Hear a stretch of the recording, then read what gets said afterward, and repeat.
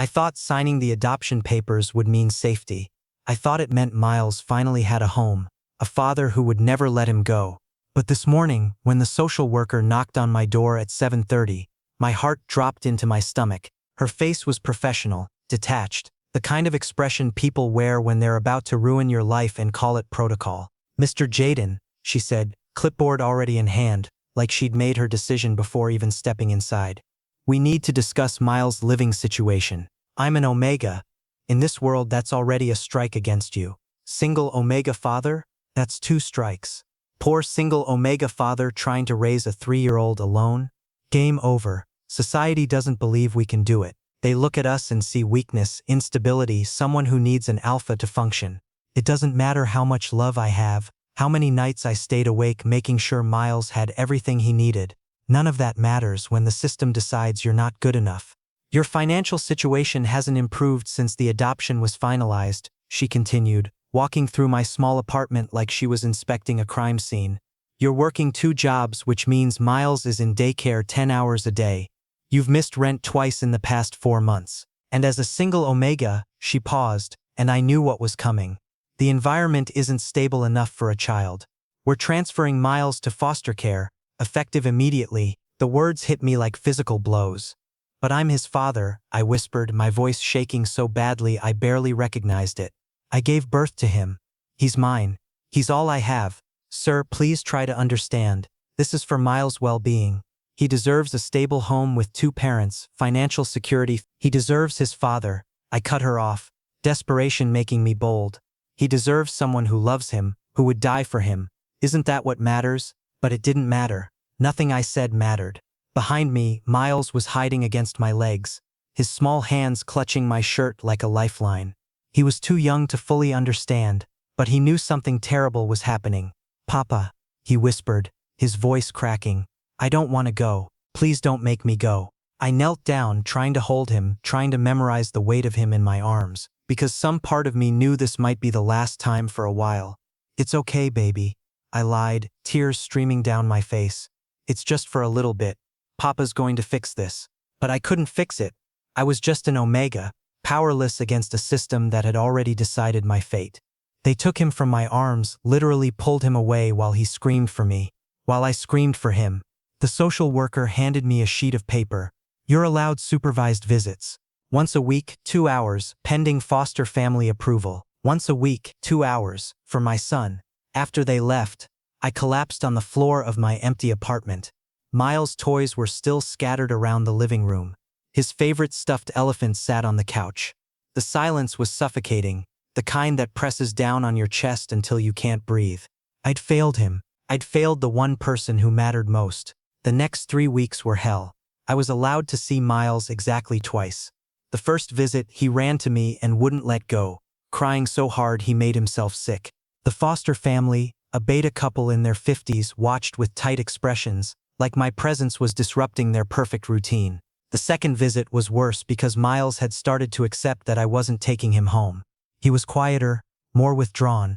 When it was time to leave, he just held my hand and whispered, "When can I come home, Papa?" I didn't have an answer. I contacted every lawyer I could find, but the response was always the same. Omega custody cases are nearly impossible to win, especially for single parents. You'd need significant financial improvement, a stable living situation, and honestly, an alpha partner would help your case tremendously. The last part was always delivered with a sympathetic smile, like they were doing me a favor by being honest, like they weren't telling me my identity made me unfit to raise my own child. I was ready to give up, ready to accept that the system had won, that I'd be relegated to supervised visits for the rest of Miles' childhood while strangers raised him. But then my friend Carson, one of the few people who hadn't disappeared when things got hard, slid a business card across the coffee shop table where we were meeting. "This guy," Carson said quietly. "He takes impossible cases. I mean actually impossible ones. He's expensive as hell, but he's got a reputation for making miracles happen." I looked at the card. Heavy cardstock, minimalist design. Just a name and phone number, Riker Hale, attorney at law. "I can't afford expensive," I started, but Carson cut me off. "Call him anyway. Tell him I sent you.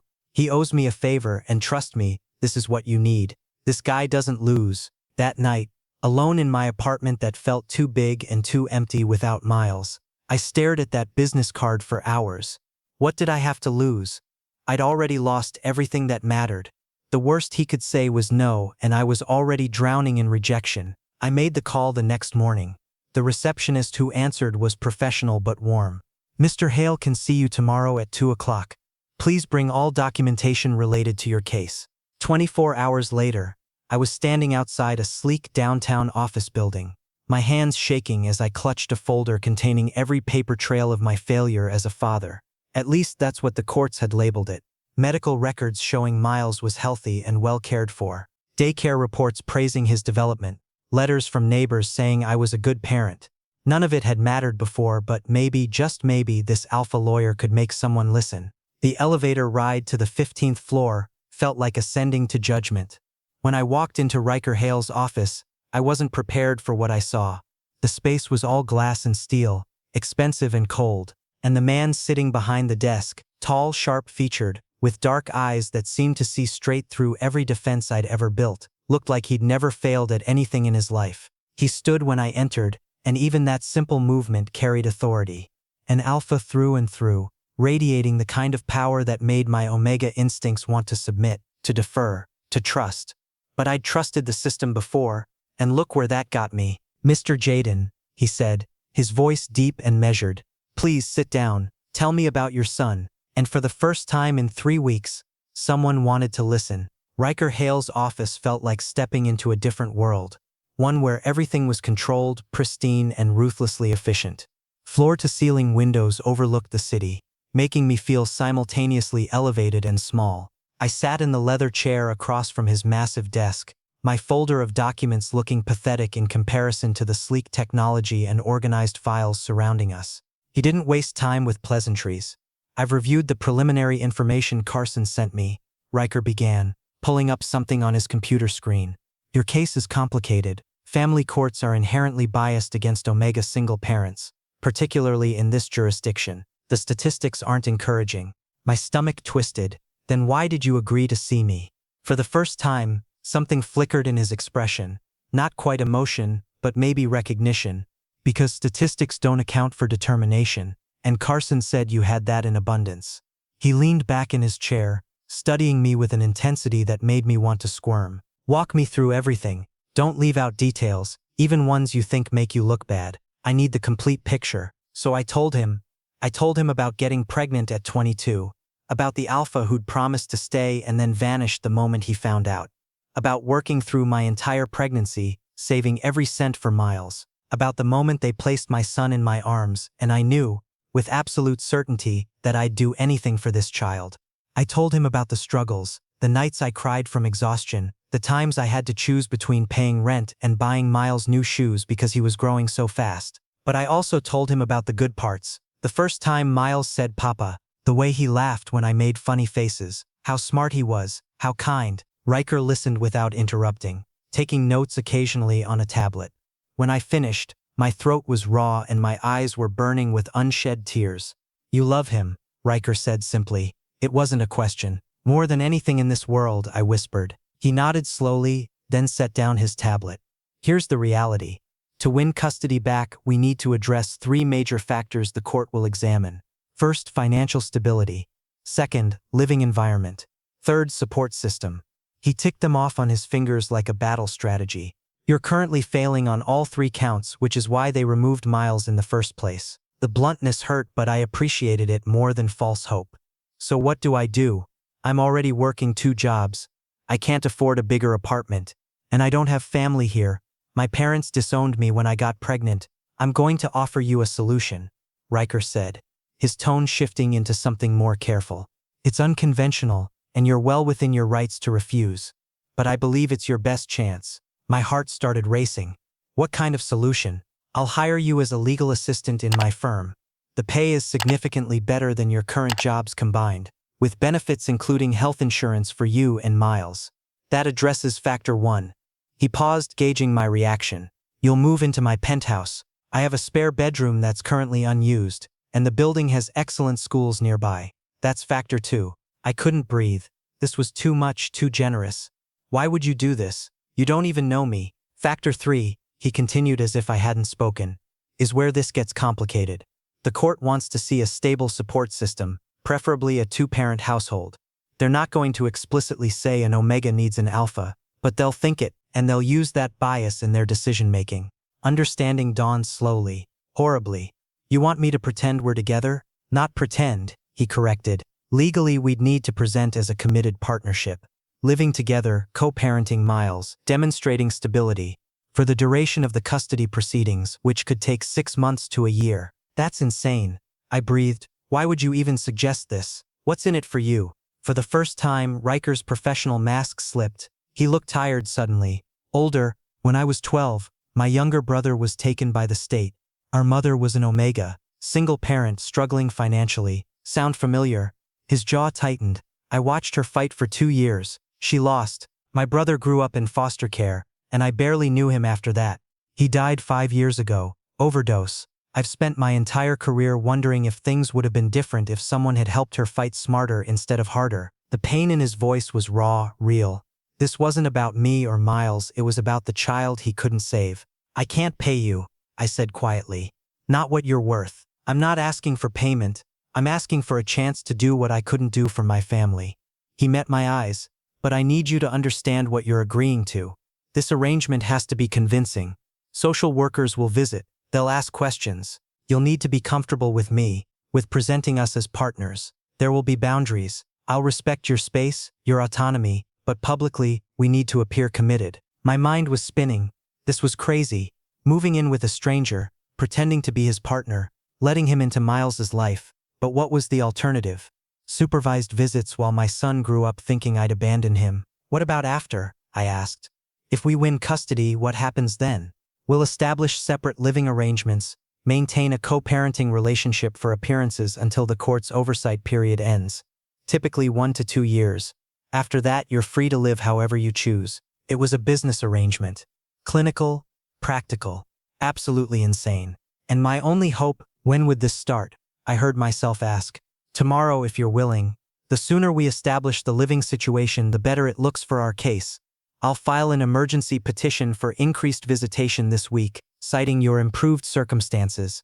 I thought about Miles crying for me, about his little face pressed against the foster family's window as I left. About 3 more weeks, 3 more months, 3 more years of that. Okay, I whispered, I'll do it. Riker extended his hand across the desk. When I took it, his grip was firm, warm, utterly professional. But his alpha scent washed over me, cedarwood and something darker, like smoke, and my omega biology responded with a small, traitorous flutter of attraction. This was just an arrangement, temporary, professional. I repeated that to myself as we discussed logistics, as I signed papers, as he gave me his address and told me to pack my essentials. Just an arrangement. But when I left his office an hour later, the business card clutched in my hand felt less like paper and more like a lifeline. For the first time since they'd taken Miles, I had something I'd lost. Moving into Riker's penthouse felt surreal. I'd grown up in modest apartments, spent the last few years in a cramped studio where Miles and I shared a bedroom. This place was different. Everything gleamed, marble countertops, hardwood floors, furniture that looked like it belonged in magazines. The windows stretched from floor to ceiling, offering a view of the city that made me dizzy. Your room is down this hall, Riker said, carrying one of my 2 suitcases like it weighed nothing. He'd insisted on helping despite my protests. Private bathroom, walk-in closet. The space next to it will be Miles' room once we get approval for overnight visits. I followed him, feeling like an intruder. He opened the door to reveal a room bigger than my entire previous apartment. The bed was enormous, covered in soft gray linens. A desk sat by the window. Everything was neutral, impersonal, like a luxury hotel. This is too much, I started. But Riker shook his head. This is necessity. When the social worker visits, everything needs to appear established, comfortable. Not like you just moved in yesterday. He set my suitcase down gently. Take today to settle in. Tomorrow we'll go over our story, how we met, how long we've been together, details that need to align. Our story, our lie. After he left me alone, I unpacked slowly, hanging my modest clothes in a closet designed for 10 times my wardrobe. My hands were shaking. What had I agreed to? I barely knew this man, and now I was living in his home, preparing to convince the world we were partners. That first week was awkward. We circled each other carefully, polite strangers sharing space. Riker left for work early, returned late. But I noticed small things, how he'd started keeping the coffee I preferred in the kitchen, how he'd cleared a section of the refrigerator for my food, how he never entered my room without knocking. He was considerate, professional, and it made everything harder because I couldn't hate him, couldn't resent this arrangement when he was making it as painless as possible. On Friday, the social worker called to schedule her first visit. My hands went numb as I confirmed the appointment for the following Tuesday. This was it, our first real test. That weekend, Riker sat me down at the dining table with a notepad. "We need our timeline straight," he said. "How long have we been together? 6 months?" I suggested uncertainly. "Make it 8. Long enough to be serious. Not so long that they'll question why they didn't know about me earlier. We met at a charity event where you were volunteering. I was drawn to your compassion, your dedication to helping others." I listened as he constructed our fictional relationship with the precision of a lawyer building a case. We practiced answering questions. Where did we go on dates? What did I do that made him fall for me? What were our plans for the future? By Sunday evening, I could recite our fabricated history without hesitation. But sitting across from him, watching the way he gestured while talking, seeing the occasional smile when we got a detail right, something uncomfortable was building in my chest. Monday morning, I started my new job at his firm. The other assistants were friendly but curious, clearly wondering about my connection to their notoriously private boss. I kept my head down, focused on learning the filing systems and legal terminology I'd need. That evening, Riker brought home takeout. We ate together, discussing my first day, and it felt almost normal, domestic, like we were actually partners instead of two people playing pretend. "You did well today," he said as I cleared the plates. "Sarah mentioned you picked up the database system faster than most new hires." The praise warmed me more than it should have. "I'm good with patterns, organization, it helps." "It does." He paused, then added, "Thank you for doing this, Jaden. I know it's not easy." Our eyes met, and for a moment the space between us felt charged with something unnamed.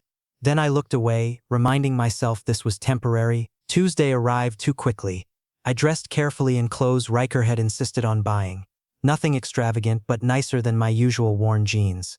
When the social worker knocked, my heart hammered so hard I thought I might pass out. Riker answered the door, and I watched him transform. His hand found mine naturally, his smile warm but not excessive. "Miss Patterson, please come in. Jaden and I have been looking forward to your visit." The social worker, middle-aged, sharp-eyed, carrying her eternal clipboard, stepped inside and immediately began cataloging details. The spacious apartment, the photos Riker had strategically placed showing us together at the charity event where we'd supposedly met. The second bedroom he'd already started furnishing for Miles. "How long have you two been living together?" she asked, settling onto the couch. 3 months, Riker answered smoothly, his thumb absently stroking the back of my hand. The casual intimacy of it sent electricity up my arm. We wanted to be sure before making it permanent, especially with Miles to consider. "And your relationship began 8 months ago." I found my voice, surprised by how steady it sounded. "We met at a literacy fundraiser. I was helping organize the volunteer schedule, and Riker was one of the guest speakers." The lie flowed easily now, practiced and polished. Miss Patterson made notes. "Mr. Jaden, how do you feel about introducing an alpha into Miles' life?" Many Omega single parents struggle with that transition. This question we'd prepared for. Honestly, I was terrified, I admitted, letting real emotion color my words. "Miles is my everything, and the thought of someone coming between us." I glanced at Riker and he squeezed my hand encouragingly. But Riker never tried to replace me. He's been supportive, understanding. He wants to add to Miles's life, not take anything away. "We believe children benefit from multiple caring adults," Riker added. "My role isn't to be Miles' father, Jaden already is. My role is to support them both." The words sounded rehearsed because they were, but Ms. Patterson seemed satisfied. She asked about my work, our daily routines, our plans for Miles' education. Riker and I answered in tandem, our fabricated life story unfolding seamlessly. After she left, I collapsed onto the couch, adrenaline draining away. "Did we pass?" "I think so." Riker sat beside me, careful to maintain distance now that we were alone. "You were perfect, natural." She believed us. Yeah, I stared at my hands, at the spot where his thumb had traced circles on my skin. I could still feel it, that phantom touch. We're good liars. Jaden, I'm tired, I interrupted, standing quickly. I should sleep. Big day tomorrow. In my room, door closed, I pressed my palms against my eyes and tried to steady my breathing. This was an arrangement, professional, temporary. The way my heart had raced when he'd held my hand meant nothing. The comfort I'd felt sitting beside him, answering questions like we were really partners, that was just good acting. But late that night, I heard footsteps pause outside my door.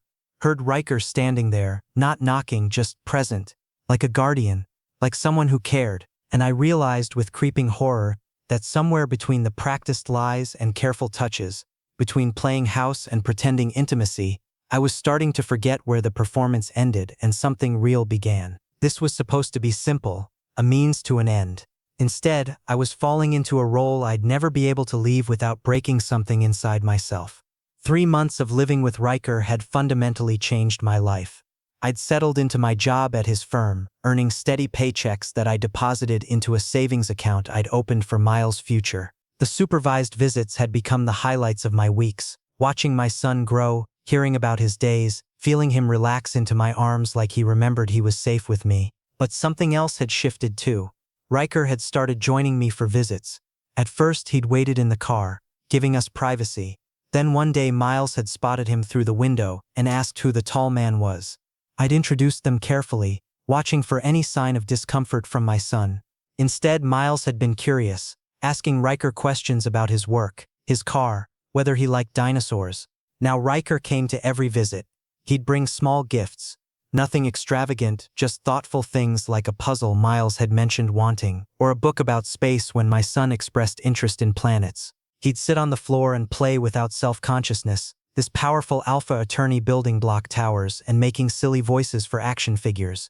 And Miles had started calling him Uncle Rye, the nickname emerging naturally one afternoon and sticking. The foster parents, Robert and Diana, watched these interactions with increasingly pinched expressions. They weren't cruel people, but they clearly saw Miles's attachment to us as a complication rather than a positive sign. Every visit ended with Miles clinging to me, asking when he could come home, and me having to promise soon while my heart shattered. Today was the preliminary custody hearing. The morning had been a blur of preparation. Riker reviewing our evidence, me changing outfits 3 times before he gently suggested I stop overthinking it. Now we stood outside the courthouse, and my hands were shaking so badly I couldn't grip my phone properly. Hey! Riker's voice was low, meant only for me. He took my hand, his fingers warm and steady against mine. You've got this. We've prepared for every question, every scenario. Just tell the truth about loving Miles and wanting him home. What if it's not enough? The fear escaped before I could stop it. Then we fight harder. His grip tightened, anchoring me. I'm here. Every single step. The courtroom was smaller than I'd expected, more intimate. Judge Morrison was a woman in her early 60s with steel gray hair and eyes that seemed to catalog everything. Our lawyer, a colleague of Riker's named Patricia Chen, presented our case methodically. My improved employment, the stable home environment, the psychological evaluation showing I was a fit parent. Photos of Miles during our visits, happy and engaged. Everything was going smoothly, too smoothly. Then the foster family's attorney stood. James Whitmore was a man who looked like he'd been born wearing an expensive suit, his smile sharp as broken glass. Your Honor, I'd like to address the elephant in the room. He produced a folder, sliding documents across to the judge. My clients have concerns about the authenticity of Mr. Jaden's relationship with Mr. Hale. We've conducted some investigation and the timeline doesn't add up. My blood turned to ice. According to these records, Whitmore continued, Mr. Jaden and Mr. Hale had no documented contact before the custody case began. No social media interactions, no shared acquaintances, no evidence of a relationship existing prior to Mr. Jaden losing custody of his son. This appears to be a convenient arrangement designed specifically to improve Mr. Jaden's standing with the court. The silence in the courtroom felt suffocating. Judge Morrison looked at me, and I saw the doubt crystallizing in her expression. Mr. Jaden, she said, her tone carefully neutral, can you address these concerns? My mouth opened but no sound came out. What could I say? Admit the truth and lose Miles forever? Lie under oath and risk perjury? I was frozen, drowning in Riker stood. The movement was fluid, commanding attention without demanding it. Your Honor, may I speak? Judge Morrison nodded slowly. Mr. Whitmore is correct about one thing, Riker began, and my heart stopped. When Jaden and I first discussed this arrangement, it was professional, clinical even. He turned, and his eyes found mine across the space between us. I'd lost my younger brother to the foster system years ago. Similar circumstances, an Omega parent deemed unfit, a child removed despite being loved. I couldn't save my brother. The guilt of that has defined most of my adult life. I'd never heard him speak about this in public, never seen this vulnerability from him. So yes, he continued. Initially, I offered to help Jaden as a way to atone for my past, a business arrangement that would benefit his custody case. He paused and something shifted in his expression, something raw and real. But that's not what this is anymore. Somewhere between late-night conversations about our childhoods and watching Jaden fight tooth and nail for his son, between seeing him with Miles and understanding the depth of his capacity for love, I fell for him, completely. The courtroom was utterly silent. Your Honor, I understand how this looks, Riker said. I understand the skepticism, but I'm standing here, under oath, telling you that I love Jaden. I love Miles, and if you need proof of my commitment. He reached into his jacket pocket and withdrew a small velvet box. My breath caught. I was planning to do this differently, somewhere private and romantic. A ghost of a smile touched his lips. But circumstances have changed. He turned to me fully. Jaden, I know this isn't the proposal you deserve, but I need you to know, and I need this court to understand, that I want to spend my life with you, with Miles, building a family together. If you'll have me. Time seemed to stop. Everyone was staring, but all I could see was Riker, holding that ring box, his eyes asking a question that had nothing to do with custody cases or legal strategy. Was this real? Or was it the most elaborate performance we'd created yet? Mr. Hale, Judge Morrison's voice cut through the moment. You realize that making false statements in court constitutes perjury? That I could hold you in contempt for attempting to mislead this proceeding? I do, Your Honor. Riker didn't look away from me. And I'm telling the absolute truth. The judge studied us for a long moment, then consulted with the clerk quietly. Finally she spoke. I'm deferring my decision for 30 days. In that time, I'm granting extended supervised visitation, 3 times per week, 4 hours per session. Mr. and Mrs. Foster, you are required to comply with this arrangement. She looked between Riker and me. I want to see evidence of stability, consistency, and genuine commitment to Miles' well-being. We'll reconvene in 1 month for final ruling. It wasn't everything, but it was progress. More time with Miles, more chances to prove we were a real family. As we left the courthouse, I was shaking for entirely different reasons. Riker guided me to a quiet coffee shop 2 blocks away, ordered us both drinks without asking what I wanted, and sat across from me in a corner booth. That wasn't part of our plan, I finally managed. No, he agreed. The ring. The proposal. Telling the judge you. I couldn't finish the sentence. Riker reached across the table, his hand covering mine. Jaden, look at me. I did, searching his face for signs of performance, of strategy. These past 3 months, living with you, getting to know you, really know you, not just the desperate father willing to do anything for his son, but the man who remembers how I take my coffee, who leaves notes when he knows I've had a hard day, who falls asleep on the couch reading legal briefs because you're determined to understand every aspect of your case. He took a breath. You're extraordinary. And I meant every word I said in there. You love me? The words felt foreign in my mouth. Yes. Genuinely, inconveniently, completely. His thumb traced circles on my wrist. I understand if you can't reciprocate. This started as an arrangement, and I won't pressure you to make it something else. But you deserve to know the truth. I looked at this man who'd upended his entire life for a stranger and a child he'd never met, who'd given us everything and asked for nothing, who'd just put his reputation on the line in open court, and I realized I'd been lying to myself for weeks. I'm scared, I whispered. Of what? That this is real, that I could have this and lose it. Tears burned my eyes. I've lost so much already, Riker. If I let myself believe this, if I fall and you change your mind, I won't. He said it with such certainty. Jaden, I'm not going anywhere. Neither are you. We're in this together now, for as long as you'll let me stay. For the first time since this entire nightmare began, I let myself hope for something beyond just getting Miles back. I let myself imagine a future where we were actually a family, where this wasn't pretend, where I could love him back without fear. The month following the hearing passed in a strange blur of domesticity and growing certainty. The extended visitation schedule meant Miles came over 3 times a week now.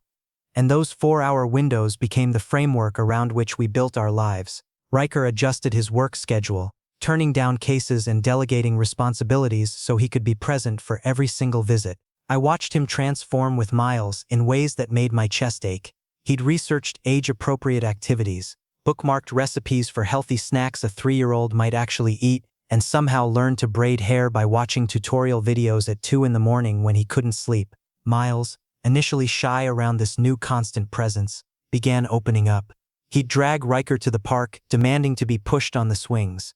He'd insist on showing him every drawing, every block tower, every small achievement, and Riker received it all with genuine interest, never patronizing, never dismissive. One Saturday afternoon, we'd taken Miles to the aquarium.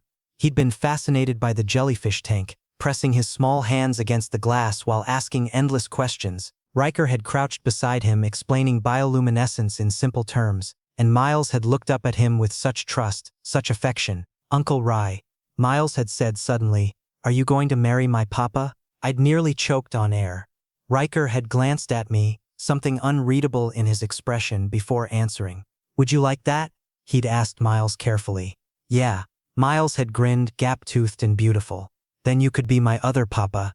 I could have 2 papas like Tommy at daycare has 2 moms." Riker had looked at me again, waiting, and I'd nodded, just slightly, giving permission for something I wasn't entirely sure I understood yet. "If your papa agrees," Riker had told Miles, "then yes, I'd like that very much. You'd both be my family." Miles had cheered, throwing his arms around both of us, and I'd felt something crack open in my chest, something I'd been holding closed since the day they'd taken my son away. Now 2 weeks later, Miles was asleep in his temporary bedroom, the one Riker had fully furnished with a toddler bed shaped like a race car, bookshelves organized by color and glow-in-the-dark stars on the ceiling. We'd gotten permission for overnight weekend stays, a massive step forward, and having my son sleeping under the same roof again felt like remembering how to breathe.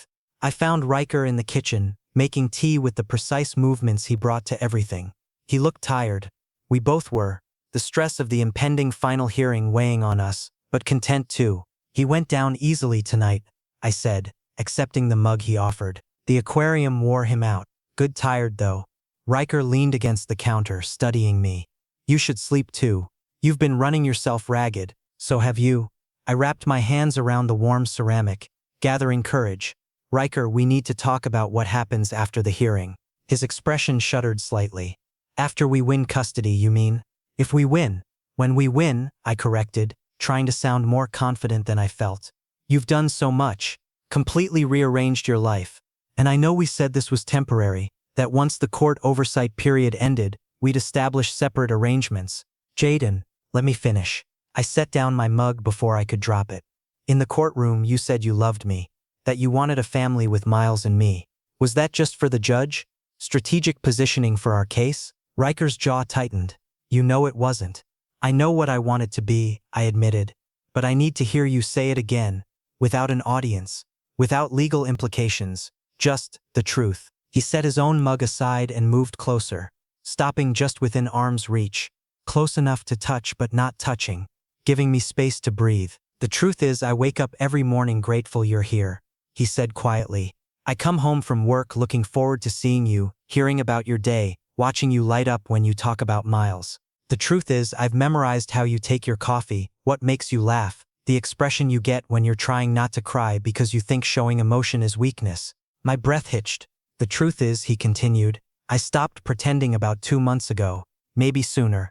This stopped being an arrangement for me the first time you fell asleep on my shoulder during a movie, and I realized I'd sit there all night if it meant you'd rest." He reached up slowly, giving me time to pull away, and brushed a strand of hair from my face. "I love you, Jaden. No courtrooms, no strategies, just this." I'd been holding myself together through sheer will for so long. Through losing Miles, through the fear and uncertainty, through these months of not knowing what was real. But standing in this kitchen with Riker looking at me like I was something precious, something worth keeping, all my carefully constructed defenses crumbled. "I'm terrified," I whispered. "I know, not of you, of this." of wanting something this much and having it taken away. That won't happen. He said it with absolute conviction. I'm not going anywhere and neither are you.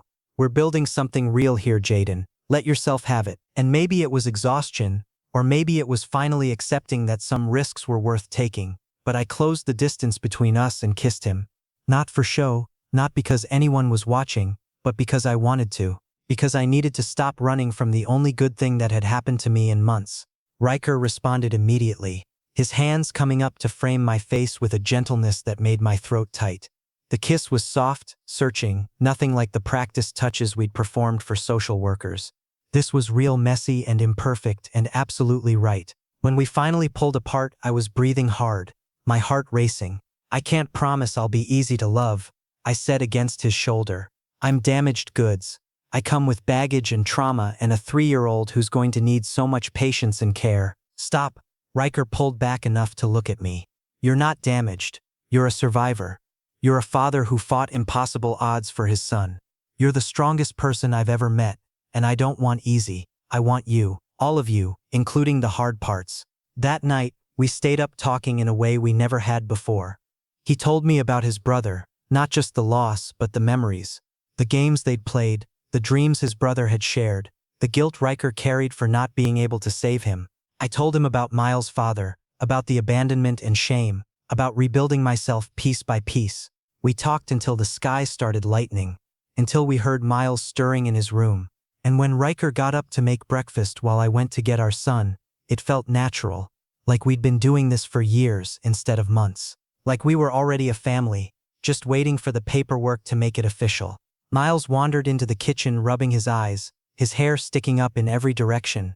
He climbed into Riker's lap without hesitation, and Riker adjusted smoothly, continuing to flip pancakes one-handed while holding my son. "Morning, buddy," Riker said, pressing a kiss to Miles' head. "Morning, Uncle Ry." Miles yawned, then looked at me.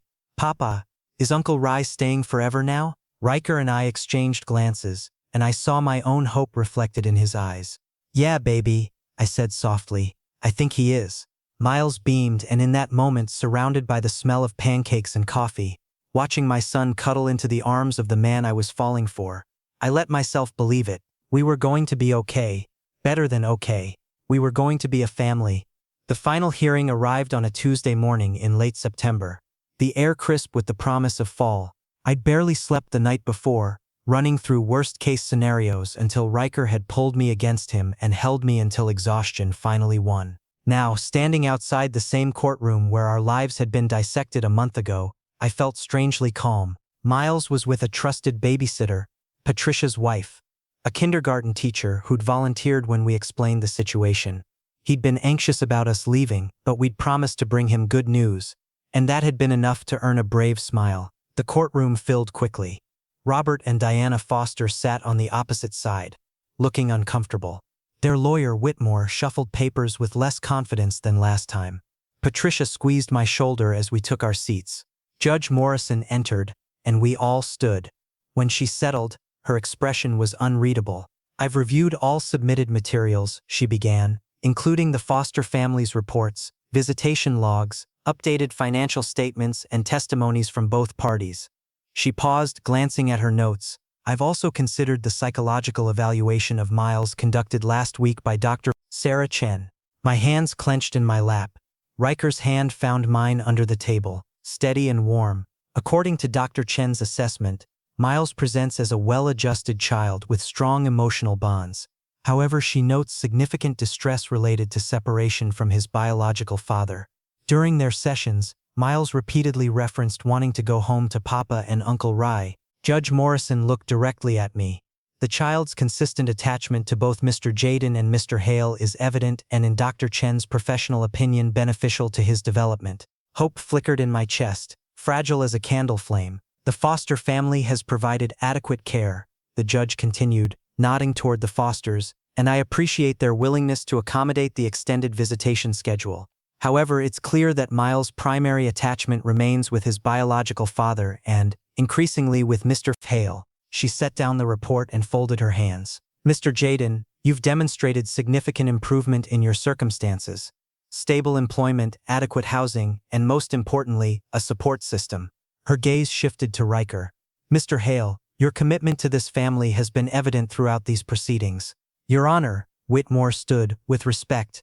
The court must consider whether this relationship is genuine or simply— Mr. Whitmore, Judge Morrison interrupted, her tone sharp. I've been presiding over family court for 23 years. I can distinguish between performance and authentic commitment. What I've observed between Mr. Jaden and Mr. Hale goes beyond strategic partnership. My heart was pounding so hard I could barely hear over it. However, the judge said, and my stomach dropped, I do have concerns about the stability of this arrangement moving forward. The court needs assurance that this family structure is permanent, not temporary. Riker stood. Your Honor, if I may? She nodded. Jaden and I understand your concerns, Riker said, his voice steady, which is why we'd like to address them directly. He turned to me and there was a question in his eyes, asking permission, making sure I was ready. I stood too, my legs shaking but holding. We intend to marry, Riker announced. Not as a legal strategy, not to improve our case, but because we're committed to building a life together. A family, with Miles at the center of it. Judge Morrison raised an eyebrow. That's quite a statement, Mr. Hale. It's the truth, Your Honor. He looked at me and the warmth in his expression made my breath catch. I love Jaden, I love Miles, and I want to make that commitment formal and binding. Mr. Jaden, the judge turned her attention to me. Is this your understanding as well? I swallowed hard. Public speaking had never been my strength, and this was arguably the most important moment of my life. But when I opened my mouth, the words came. Yes, Your Honor. Riker has given us everything: safety, stability, love. He's been there for every small moment and every crisis. He's the partner I never thought I'd find and the father figure Miles deserves. My voice cracked slightly. This isn't an arrangement anymore. It's real. It's us choosing each other, choosing to be a family. The courtroom was silent for a long moment. Then Judge Morrison smiled. Actually smiled. Small but genuine. In that case, she said, I'm prepared to issue my ruling. Full custody of Miles Jaden is hereby granted to his biological father, Jaden, with the condition that within 90 days Mr. Jaden and Mr. Hale formalize their partnership through legal marriage. This will establish the stable two-parent household the court deems necessary for Miles' well-being. The words took a moment to register. Full custody. Miles was coming home. Additionally, the judge continued, Mr. Hale is granted legal guardianship rights, making him Miles' second legal parent upon marriage.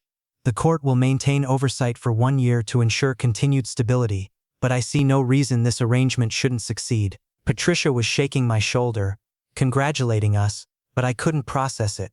All I could think was we won. Miles was ours. Riker pulled me into his arms right there in the courtroom, and I didn't care who was watching. I buried my face in his shoulder and let myself cry. Relief and joy and overwhelming gratitude all tangled together. We did it, I whispered. You did it, he corrected. You never gave up on him. We did it together, I insisted, pulling back to look at him. I couldn't have done this without you. An hour later, we were walking into the foster home to pick up Miles. He was playing in the living room when we arrived, and the moment he saw us, his face lit up. Papa, Uncle Rai. He ran over and I scooped him up, holding him so tight he squirmed. Guess what, buddy? I said, my voice thick with emotion. You're coming home. For real this time, forever. Miles pulled back, his eyes wide. Really? I don't have to come back here? Really? Riker confirmed, ruffling his hair. We're all going home together. All three of us? Miles looked between us. All three of us, I promised. Then Miles did something that broke and remade my heart in the same instant. He looked at Riker, suddenly serious in the way only small children can be. Uncle Rai, can I call you Papa too? Since you're going to be my other Papa? Riker's composure cracked. I saw his eyes go glassy, saw him struggle to find words. Finally, he knelt down to Miles's level. I would be honored, he said softly. I love you, Miles. So much. I love you too, Papa Rai, Miles said matter-of-factly, then threw his arms around Riker's neck. I watched them, my son and the man who'd saved us both, and felt something settle in my chest, something that had been fractured and sharp since the day Miles was taken. Peace. Wholeness, home. We gathered Miles's belongings. Not much. He'd spent most of his time at our place lately, and drove back to the penthouse that was now officially ours. Miles chattered the entire way, asking when we were getting married, if he could be in the wedding. whether Papa Rye was going to move into Papa's room now, or if they'd get a bigger bed. That night, after Miles was asleep in his room, his permanent room, decorated with his favorite superheroes just like he'd wanted, Riker and I stood on the balcony overlooking the city. "Thank you," I said quietly. "For what?" "For seeing us. For fighting for us. For loving us when we were unlovable." Riker turned to face me fully, his hands coming up to cup my face. "You were never unlovable, Jaden. You were always worth fighting for, both of you." I kissed him then, soft and slow, a promise of all the tomorrows we'd have together. We'd started as strangers bound by desperation. We'd become partners out of necessity. But now we were something neither of us had expected. We were a family, real, permanent, and unshakable, forever.